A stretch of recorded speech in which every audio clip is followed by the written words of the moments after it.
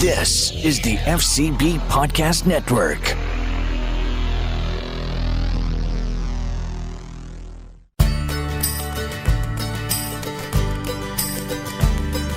They freed us all from tyranny, risked everything for liberty, and they fought so we would be America, land of the free.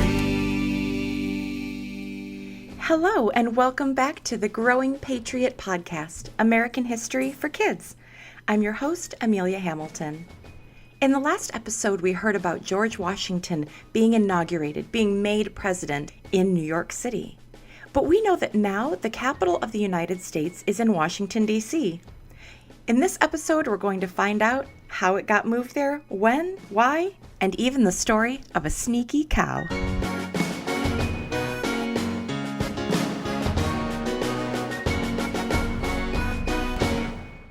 Well, thank you, Amelia. It's good to be on this fun podcast. My name is Jane Campbell, and I am right now the president and CEO of the United States Capitol Historical Society. We are a nonprofit organization chartered by Congress to tell the story of the Capitol, the people who work there, in a manner that inspires informed patriotism. So your podcast is perfect for our work. Absolutely. I'm so excited to have you on today. In the last episode, we talked about George Washington's inauguration. And of course, that was up in New York at Federal Hall. So I thought this was a natural next episode to find out, how did the Capitol come to be in D.C.? Well, the Capitol came to Washington, D.C. as a result of a political compromise. Can you imagine? People who didn't agree sat and tried to negotiate. Now, of course, the story is been mostly told by Thomas Jefferson, who maintains that he was the one that negotiated the compromise between Hamilton and Madison at a dinner. And we weren't at the dinner, and the only report we have is of Jefferson's, but we know what happened and what the situation was. If you think about it, at the time this country was founded, we had never had representative democracy in the world. I mean, It was a brand new concept. Nobody knew what this was about. And so we were making it up as we went along. And the United States Constitution granted to the Congress the power to determine the location of America's capital. But it was a very fervent debate. Folks in the South really wanted a capital that was between Maryland and Virginia so that they could be sure that they could monitor the economic hub of the United States government. Northerners, meanwhile, were very worried that putting the capital there between two slave states would, in effect, guarantee that slavery would be part of our country forever. At the same time, the states were struggling that they owed debt that they had incurred in the Revolutionary War. And the Treasury Secretary, Alexander Hamilton, who was a Northern Federalist, that was what the party was called then, proposed that the United States government assume states' debts as a way to establish legitimacy with the citizens, to build credit for this brand new country. But the Southern states were not so happy about that because some of them had paid off their war debts. So this was a big drama. And it actually converged at this dinner party in the room where it happened, so they said. And what they agreed was a historic compromise where Madison agreed that he would not prevent the votes needed for Hamilton's financial plan. Virginia would owe $1.5 million less in tax obligations, and Hamilton would support a capital along the Potomac, what became Washington, D.C. And many years later, Jefferson, in a bit of a self-congratulatory, said, "I thought it impossible that reasonable men," of course it was all men then, consulting together coolly, could fail by some mutual sacrifices of opinion to form a compromise, which was to save the Union. Well, that is wonderful. And we've talked about compromise an awful lot. We've been going through the Constitution and even the Declaration of Independence, and nobody ever got exactly what they wanted, but you came up with Right. something that worked. So this land at the time, how did it get its name? Well, the name is an interesting story, and it really tells the story about how we use naming as a way to honor people who really made significant contributions. Mm-hmm. And in September 9th, 1791, the nation's capital was named after President George Washington. Before that, it had been referred to as Federal City. It became the permanent home of the capital in 1800, just months after George Washington had died. The city commissioners had also popularized the Federal District Columbia, which is the feminine of Columbus, which, Sure. as you remember, is one of the explorers who found the New World. And so that's how it became the District of Columbia, Washington, D.C. All right. So does the fact that it's called the District of Columbia, is that part of what makes it's different from any other, state?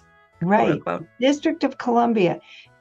The founders said they didn't want the seat of government to be a state, because there was all this question between the states' rights and the states were this and this and this, that it should just be the place where government functioned.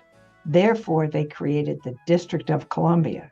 Now, of course, now there's all this drama about, should it be a state? And because more people live here. But at the time, there were really, the District of Columbia was not very well developed, although the Capitol building, the placement of the Capitol building has got a great story. oh, Because George Washington, who was still alive when they decided where the Capitol would be, it's called Capitol Hill. That's because it's higher than the other parts of the District of Columbia. And he came with a guy named L'Enfant, who was a French guy who, loved the beauty of Paris. And he came and he envisioned that the Washington, D.C. would be a grand city. It was not at the time. It was literally British soldiers who had served here during the Revolutionary War got extra pay because they were serving in a swamp.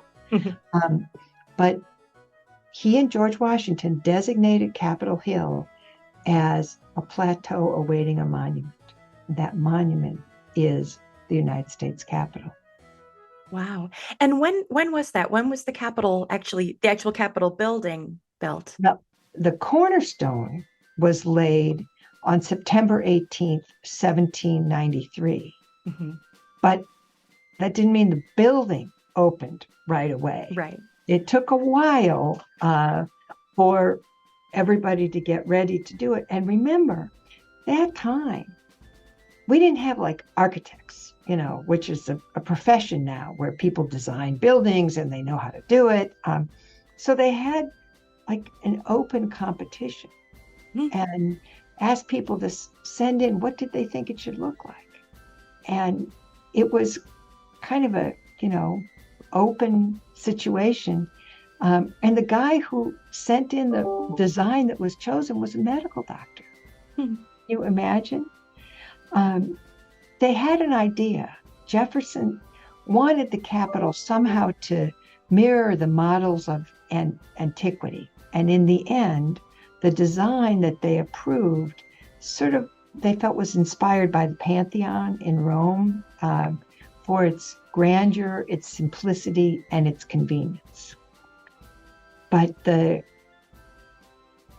building was actually completed. They moved in 1800.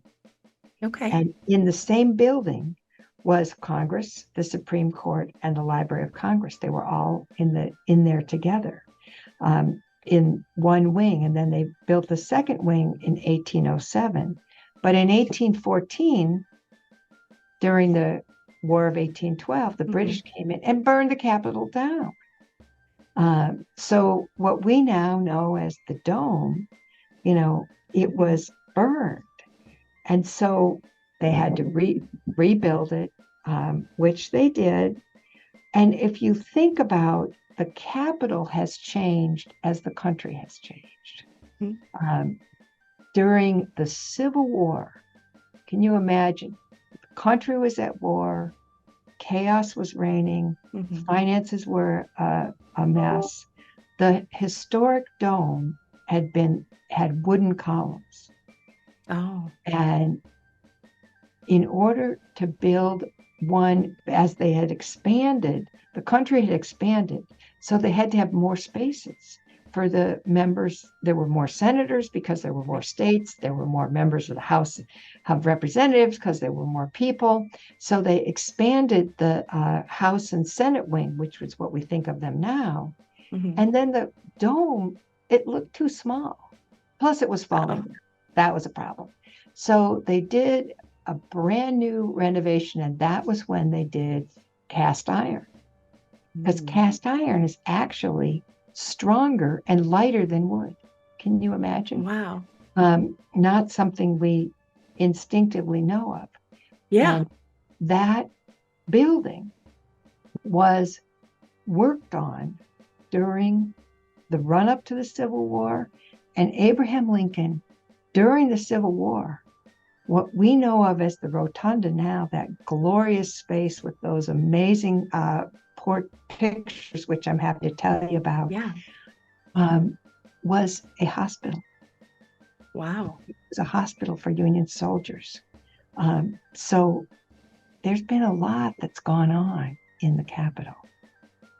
Absolutely. So yeah, I would love to hear a little bit more about those pictures. Well, the pictures really depict our history, and they are some of the most famous pictures of American history. The signing of the Declaration of Independence, the surrender of Lord Cornwallis. But we believe that the most important picture is the picture of General George Washington resigning his commission. Now, why is that important? George Washington was the general of the Revolutionary Army, and America was brand new. At that time, we were just, an emerging country with a brand new idea that we could be a country, what Lincoln later called of the people, by the people, and for the people. There was no such concept in the world. It had not ever been done. Yeah. And George Washington was so popular that he could have been the king. He could have had complete power, but he said that he believed that it was important under our system that the military respond to civilian leadership. And so he had won the war, he resigned his commission, and he went to Mount Vernon. Wow. And King George, who we had just beaten, over there said, if that really happened, George Washington is the most inspiring leader in the world. And that's why we think that particular painting set the stage for what we call the American experiment, which has been tested over and over again and continues to be tested as we, take those values that were put forth. I mean, mind you, the founding fathers, they were all fathers. They were all guys. Some of them thought that owning slaves was appropriate, but they still set forth an idea of equality, an idea of inclusion, and that has been built on to include women, to include people of multi-different colors, multi-different races. And they set forth to form a more perfect union, sort of in setting up that there will continue to be movement. And the Capitol building is a fascinating building because on the one hand, it's a museum with these amazing, statues and paintings. But on the other hand, it's a working office. And it is the place where people come to petition their government. And so, you walk into the Capitol, now that we're done with COVID and, all that commotion, there are kids from schools, there are people who are there to make their plea for this or that. And we've had all kind of things come, including a cow. A cow. Now, you don't think perhaps cows, have big organization, but think about this. During World War I, the price of dairy products, milk, cheese, all that, just skyrocketed. And the farmers dropped the price of milk during the war, but still the dairy prices remained frustratingly high. And so Congress created what they do, a joint commission on agricultural inquiry, a committee to look at this, to figure out who's responsible for these prices that are making people so mad across the country. And so one exasperated congressman allegedly exclaimed that the only way to avoid the inflated costs was to buy a cow. And so in 1921, one protester surreptitiously snuck an actual cow into the Cannon House office building while the commission's investigation meeting was going on. And a newspaper caption at the time reported that the cow, whose name was Bossy, was in search of a congressional owner. And eventually they got the cow out to the building's courtyard, and the cow happily, she grazed, and everybody looked at it, spectators. And to this day, the protester who planted her remains unknown. And no member of Congress ever claimed her. Oh my goodness. That story, it's just, talk about the creativity of Americans as to come to petition our government. There's a million ways that people have come. And so I thought you'd be interested in that. Oh my gosh, absolutely. I can't imagine trying to sneak a cow anywhere. Understand. Too funny. It was a little different time. Not many years before that, President William Howard Taft had a pet cow at the White House. And that pet cow it was named Pauline. And she lived at the White House from 1910 to 1913. Wow. So,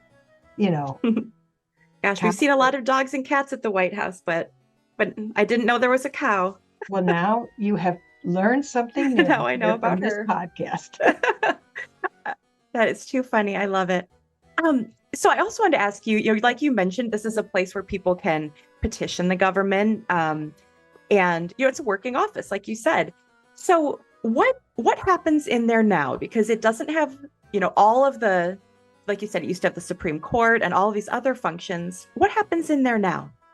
Well, now you have in the center, you have the Capitol Dome, which you can picture. You can see the dome is our logo. In the Capitol itself, there is the Senate chamber and the House chamber, which is where they come to deliberate. And there are some offices for the leadership that are in the Capitol itself.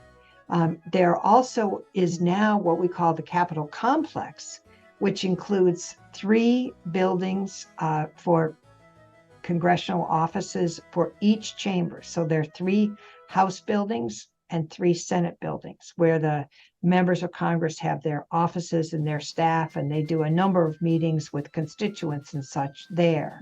But when they come to deliberate together, they come into the Capitol to the Senate and House chamber. The rotunda, which is what you often see on television when there is a dignitary who dies, like a president, then at that time, the president would lay in state. And his body, so far it's only been him. We're waiting for the her, and people come by to pay their respects. That's where the Declaration of Independence picture and the surrendering, the commission picture is. There's also, just outside of the House chamber, is the former House chamber when it was smaller, which is now called National Statuary Hall. And that hosts a number of statues that each state is entitled to send 2 statues to the Capitol. And those statues are to be of 2 individuals who are distinguished in the state. The state chooses them. The only requirement is that they have to be dead, and the statues have to be marble or bronze. Okay. And again, like I said with the Capitol itself, the statues change over time as people's perspective about, what is important. Some of the southern states are in the process of their statues are Confederate generals. And those folks are moving back to the original state and being replaced by people like Johnny Cash. So a whole different, Mary McLeod Bethune from Florida just came in, first African American in National Statuary Hall collection, and she replaced a Confederate general. Love it. Yeah, actually, my next question was going to be about Statuary Hall, so I'm glad you brought that up. It's such a little slice of America, a little, like you said, it reflects the different values and feelings of each state, and it's so neat to see them all together like that. Well, and it's fascinating, and just like I talked about, the Capitol itself had to be expanded.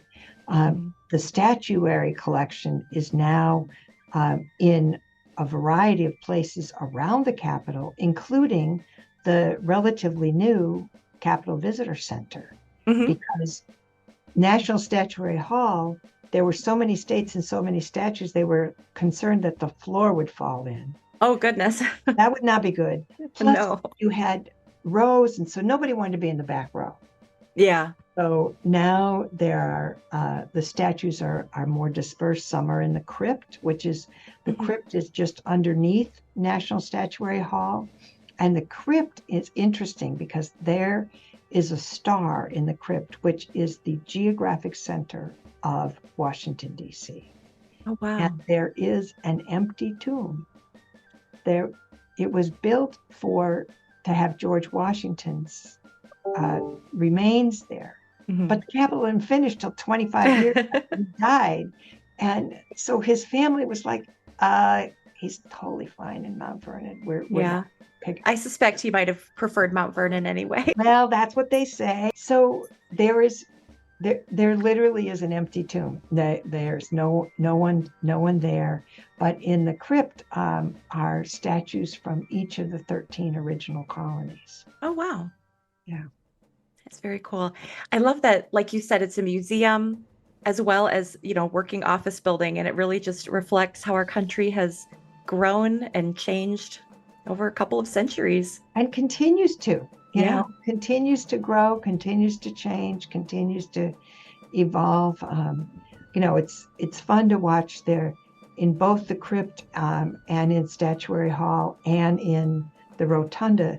There are velvet ropes, like you would see at a theater or someplace, so that there's a place for the members and staff to walk through, so that the tourists have to, allow for a space so they're not sort of continually saying, excuse me, I'm trying to get to my meeting. Yes. And I have had the privilege of being on the little metro station underneath too, which is pretty fun. Yes, the subways that connect the buildings. So it's pretty fun. They're lots of fun. It is. Okay, so if kids were to come visit the Capitol, which I hope everybody has the opportunity to do, what are some of your favorite things that they should be sure to see? Well, I think that one of the most favorite things is to come into the rotunda and see those amazing paintings. I mean, they're huge. And then to turn your head and look up at the sky, and you'll see the apotheosis of Washington, which is depiction by Constantino Bermudi, who was, as we say, an American by choice. Mhm. He was an Italian immigrant, and he painted the Washington as if he had ascended into heaven, with each of the, state, a representative of each of the original colonies. And it is pretty amazing to look at. And then there's a frieze around it that is the frieze of American history. And Bermudi himself died while doing it, and it was finished then by another artist. And it is such an amazing depiction that it looks three-dimensional, but it's actually not three-dimensional. So that's a pretty magical place. Statuary Hall's a magical place. And if you think, the other thing you get to see is the old Supreme Court chamber. And you look at it, it's very small. And you think about the consequential decisions that were made in that small chamber. And it really gives you a sense of history. Now the Supreme Court has its own building, which is across the street from the Capitol. But it was, very, very small facility. And I think it's important for people to recognize the fact that we elect our leaders, and they meet together in a very hands-on way. Yeah. You can also walk by when you're in the crypt and see where you would walk down the stairs if you were going out to your inauguration to be elected president. Wow. That's pretty cool. And then my favorite thing outside the Capitol is atop the Capitol is the Statue of Freedom.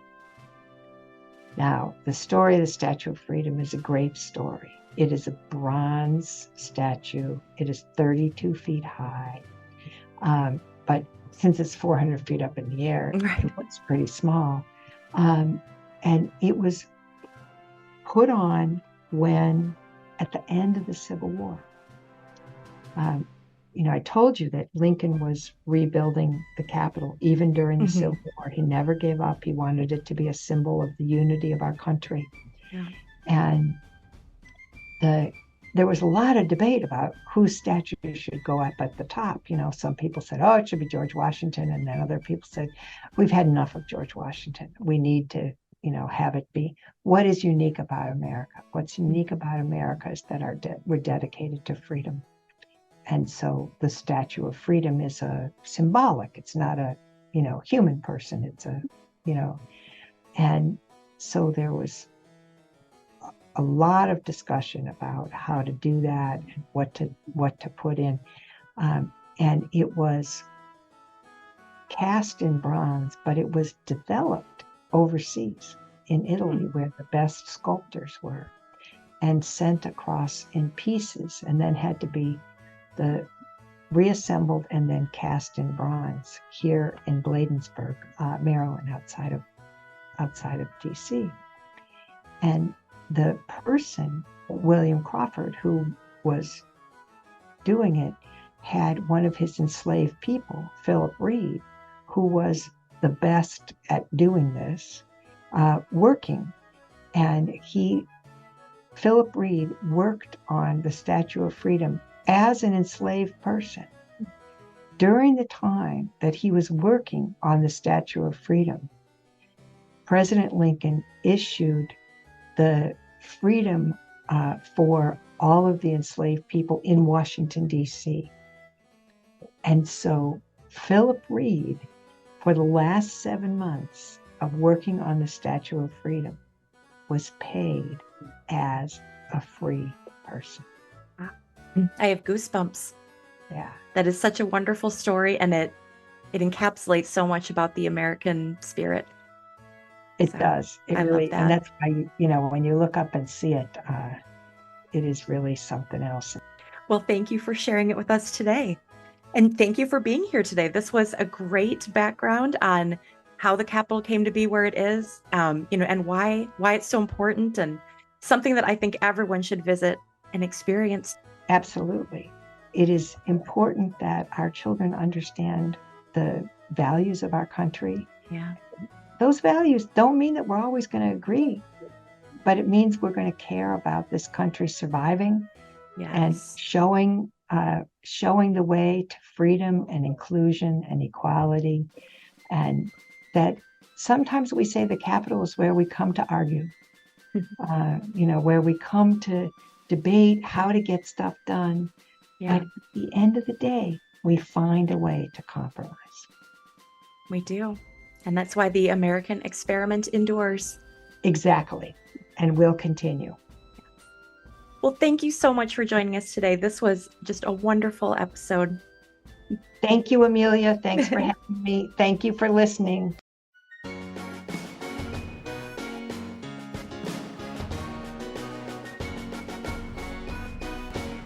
I love to visit historical buildings and really all historical places. They don't just tell the story of the time that they were built, but the story of from then until now. And the Capitol is a great example of that. As Jane told us, it goes from Thomas Jefferson putting together a compromise just to pick the location, to George Washington, the War of 1812, the Civil War, things moving and changing. The building has different jobs. It represents different people, has different art. It's just a really great story of America. I have had the opportunity to visit and take a tour, and it is just special to be there, and I hope that everyone can have that opportunity. But if you can't get there right now, you can visit the United States Capitol Historical Society at capitolhistory.org, and there are so many cool videos and other resources that can give you a great introduction and show you around. I hope that you visit, and I hope you love it. Until next time, you can find us at growingpatriots.com and at Growing Patriots on Instagram, Facebook, and Twitter. See you next time. They freed us all from tyranny, risked everything for liberty, and they fought so we would be America, land of the free. This has been a presentation of the FCB Podcast Network, where real talk lives. Visit us online at fcbpodcasts.com.